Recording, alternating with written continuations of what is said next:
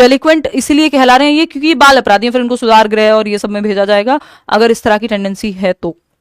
ठीक। Growth spurt, वो एक बहुत साल पहले एक मामला आया था कि शायद नरेला की ही कहानी थी कि किसी टीचर की जो है हत्या कर दी थी कुछ बच्चों ने जो एडोलेसेंट थे। तो वो विद्रोह की भावना और वो सब, ये क्रिमिनल टेंडेंसी के प्रति भी झुकाव हो सकता है यदि सही से काउंसलिंग या सही माहौल ना दिया जाए तो। ग्रोथ स्पर्ट यानी वृद्धि स्फुरन, बहुत तेजी से हाइट वेट शेप साइज बढ़ता है, सभी प्रकार के परिवर्तन बहुत तेजी से होते हैं यहाँ पे। पर्सनल फेबल, व्यक्तिगत कल्पित कहानियों में रहता है बच्चा।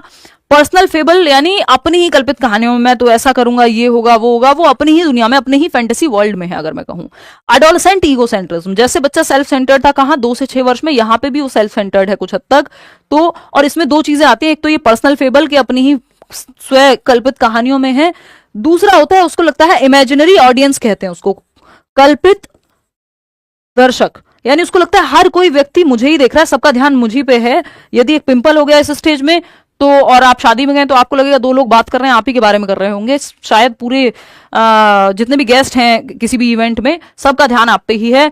अगर हो सकता है कि आपका ड्रेस में कोई छोटा सा कट लग गया हो तो आपको लगेगा सब आप ही को देख रहे हैं, तो वो इमेजिनरी ऑडियंस, उसको लगता है सबका ध्यान आप पे ही है। ठीक। एमरजेंस ऑफ लीडरशिप क्वालिटीज, नेतृत्व क्षमता की का भी विकास यहीं पे होता है, हेड गर्ल हेड बॉय ये सब बनते हैं स्कूल में, तो लीडरशिप की भी क्वालिटीज इसी स्टेज में आपको उभरती हुई नजर आती हैं। चलिए खैर, ये हुई मुख्य बातें एडोलेसेंस की। अब आते हैं प्रिंसिपल्स ऑफ डेवलपमेंट, विकास के सिद्धांत, फटाफट से करेंगे। विकास के सिद्धांत में प्रिंसिपल ऑफ कॉन्टिन्यूटी यानी विकास लाइफ लॉन्ग चलता है, यानी विकास की जो प्रक्रिया है जीवन पर्यंत चलेगी, निरंतरता का नियम लागू होता है। और यहां पे वूम टू टूम की हम बात करते हैं, लेकिन एक परिपेक्ष है, एक पर्सपेक्टिव है जो कहता है कि विकास डिसकॉन्टिन्यूअस है। तो ये एक डिबेट है मनोविज्ञान में जिसमें कॉन्टिन्यूटी वर्सेस डिसकॉन्टिन्यूटी की एक डिबेट है। कॉन्टिन्यूटी यानी विकास सतत है वर्सेस विकास डिसकॉन्टिन्यूअस है, अनिरंतर है। दोनों ही बातें अपनी अपनी जगह सही हैं। कुछ मनोवैज्ञानिक हैं जो विकास को कॉन्टिन्यूअस मानते हैं जैसे कि वाइगोस्की, वहीं कुछ मनोवैज्ञानिक हैं जो विकास को डिसकॉन्टिन्यूअस मानते हैं जैसे कि पियाजे, जीन पियाजे। इन्होंने 4 बेसिकली, जो भी व्यक्ति स्टेजेस में तोड़ के विकास को देखेगा वो डिसकॉन्टिन्यूअस ही मानेगा, है ना, कि 4 स्टेज में होता है विकास। लेकिन इसका मतलब ये नहीं कि विकास रुक गया एक टाइम के बाद जाकर के, वो स्टेजेस में ब्रेक होकर के चल रहा है। यहां इस एज की जरूरत नहीं है, वाइगोस्की ऐसा कहते हैं। और आपको जब तक पियाजे ना लिखा हो या इस डिबेट के बारे में ना पूछे तब तक विकास को कॉन्टिन्यूअस ही मानना है। आमतौर पर विकास को हम सतत ही मानते हैं कि निरंतर चलने वाली प्रक्रिया है।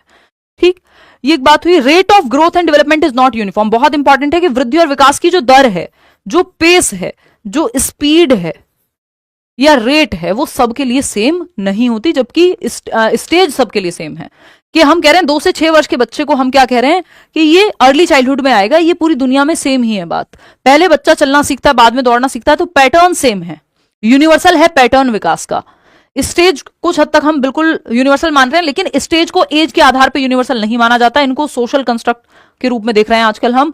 यानी सामाजिक रचनावादी पर्सपेक्टिव में कहा जाता है कि स्टेजेस भी हमने इमेजिनरी हैं। ऐसा नहीं है कि 2 साल का एक बच्चा हुआ तो सारे गुण सारे बच्चों में 2 साल में ही आ जाएंगे, तो ये भी एक सोशल कंस्ट्रक्शन है अगर हम स्टेज की भी बात करें तो। ठीक, लेकिन रेट, पेस, स्पीड, दर अलग अलग हो सकती है। सारे 3 साल के बच्चे सेम तरीके से बोल रहे हो, सबने चलना शुरू कर दिया हो, जरूरी नहीं, मतलब थोड़ा बहुत ऊपर नीचे स्पीड में अंतर होता है, चाहे सेम एज के ही 2 बच्चे क्यों ना हो। इंडिविजुअल डिफरेंसेस, व्यक्तिगत अंतर होता है, सबको सेम चीज में इंटरेस्ट होगा जरूरी नहीं है, सबका दिमाग सेम स्तर पे होगा जरूरी नहीं है। यूनिफॉर्मिटी ऑफ पैटर्न, ये बात हम कर चुके हैं कि क्रम जो है वो एक रूपता पाई जाती है क्रम में। यानी सारी दुनिया के बच्चे पहले दूध के दांत जाते हैं, फिर पक्के दांत आते हैं, पहले बैठना सीखते हैं, फिर खड़े होना सीखते हैं, फिर चलना सीखते हैं, फिर दौड़ना सीखते हैं। ऐसा नहीं होता कि इसका ऑपोजिट हो जाए। तो एक यूनिफॉर्मिटी तो है, पैटर्न तो सेम है पूरी दुनिया में, लेकिन रेट भिन्न है, रेट सेम नहीं है, विकास की स्पीड सेम नहीं है, वहां इंडिविजुअल डिफरेंसेस का मामला है। Development proceeds from general to specific, यानी सामान्य से विशिष्ट की ओर, या ग्रॉस टू फाइन जाता है, ऐसे भी आप कह सकते हो कि पहले बच्चा सामान्य क्रियाएं करता है, आप उसको एक बॉटल या एक पेन भी दोगे तो पूरे दोनों हाथों से पकड़ने की कोशिश करेगा, बाद में सिर्फ एक उंगली और अंगूठे का प्रयोग करके वो पेन को उठा लेगा। तो ये क्या है, स्पेसिफिक, यानी सिंपल टू कॉम्प्लेक्स, सरल से जटिल की ओर गया है, या कह सकते हैं आप इसको सामान्य से विशिष्ट, स्पेसिफिक, स्पेशल एक्टिविटीज की तरफ गया है। पहले वो जनरल एक्टिविटीज कर रहा था कि रोता भी था तो पूरे शरीर से रोएगा, अब आप आंसू पोंछ पूछ लेते हैं 2 मिनट में, काम खत्म। प्रिंसिपल ऑफ इंटर रिलेशन यानी परस्पर संबंध का नियम, यानी विकास के जो प्रकार हैं फिजिकल, कॉग्निटिव, सोशल, इमोशनल, ये सब आपस में जुड़े हुए हैं।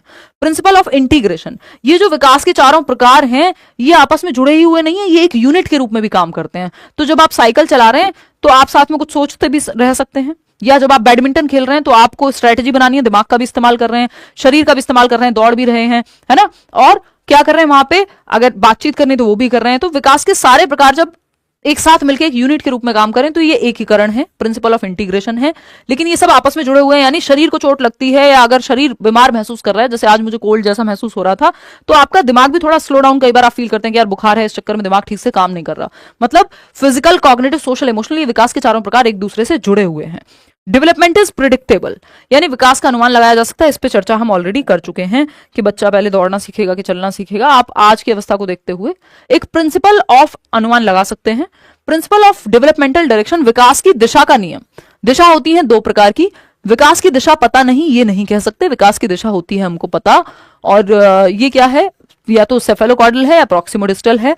सेफेलोकॉर्डल है हेड टू टो, यानी वो बादशाह गाना नहीं है, छोड़ो गाने वाने, हेड टू टो, समय की हमारे पास कमी है। हेड टू टो यानी पहले बच्चा अपना सर संभालना सीखता है, गर्दन संभालना सीखेगा, फिर हम कहते हैं कि ये जो पार्ट है टॉर्सो, इसको संभालना सीखेगा, फिर उसका पैरों पे कंट्रोल आता है, यानी वो खड़े होना सीखता है, फिर चलना सीखता है। तो ये सब क्या है, सर से पैर तक। लॉन्गिट्यूडनल, लॉन्गिट्यूडनल यानी लंबवत है विकास की दिशा, लॉन्गिट्यूडनल है, लंबवत है, हेड टू टो, सर से पैर के अंगूठे तक जाएगी, है ना। पहले बच्चा सर संभालना सीखेगा, गर्दन, फिर बाकी, फिर बाद में खड़े होना सीखेगा, बैठना सीखेगा, फिर खड़े होना सीखेगा, फिर चलना सीखेगा।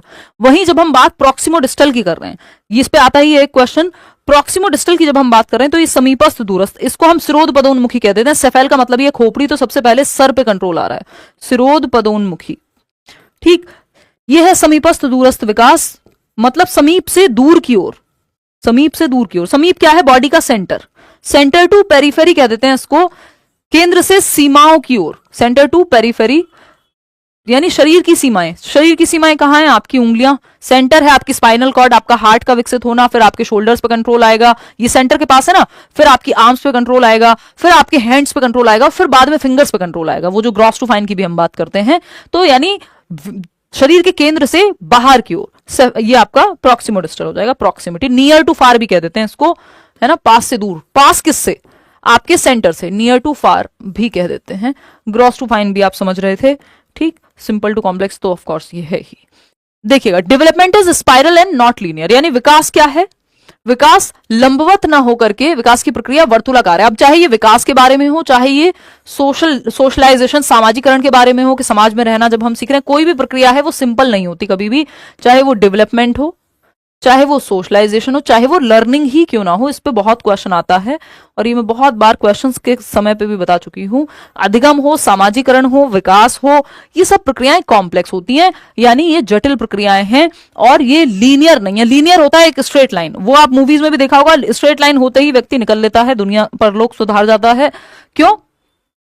क्योंकि लीनियर नहीं होगा, वो हार्ट बीट ऐसे चलती रहती है, ऊपर नीचे आगे पीछे, स्पाइरल होगा, वर्तुलाकार। तो विकास की प्रक्रिया में एक स्टेज पे मान लो आपके दूध के दांत निकले, आप आगे बढ़े, फिर अगली स्टेज आएगी, दूध के दांत जा रहे हैं, यानी आप पीछे आ रहे हैं विकास की प्रक्रिया में, और फिर पक्के दांत आएंगे, फिर आगे बढ़ेंगे। तो ऐसे ही कई चीजें आप मान लीजिए आज आपने सीखा, ऐसे ही सीखने की प्रक्रिया में भी आपने कुछ सीखा, कल हो सकता है उसमें डाउट हो, आप आगे भी नहीं बढ़ पाए, वहीं रह गए, फिर नेक्स्ट स्टेज में आप बेहतर समझते हैं, आपका कॉन्सेप्ट और अच्छा होता है, मजबूत कर, एक स्टेज में आप आगे बढ़ते हैं, दूसरी स्टेज में पीछे आते हैं, मजबूत करते हैं, कॉन्सेप्ट क्लियर करते हैं, कंसोलिडेट करते हैं, और फिर विकास की प्रक्रिया आगे बढ़ती है।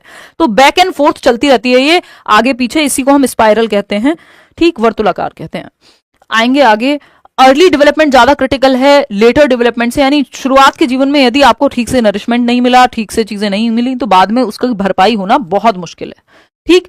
तो ये समझना यहाँ पे जरूरी है। एक क्वेश्चन आ भी जाता है कि अगर बचपन में डेप्राइव्ड बचपन है, वंचित बचपन रह गया, बच्चे को ठीक से सुविधाएं नहीं मिली, खाना नहीं मिला, या विकास किसी एक पक्ष में ठीक से नहीं हो पाया, फिजिकल, कॉग्निटिव, सोशल, इमोशनल, तो बाद में क्या इसकी भरपाई हो जाएगी बहुत अच्छा खाना खिला देने से? नहीं। अगर बच्चा कुपोषण का शिकार हो गया बचपन में, जब वो सेंसिटिव पीरियड था, क्रिटिकल पीरियड था, एनवायरमेंट में चीजें मिलनी चाहिए थी, तो बाद में वो भरपाई नहीं हो पाती अगर सेंसिटिव पीरियड में चीजें ठीक से ना हो पाए, है ना।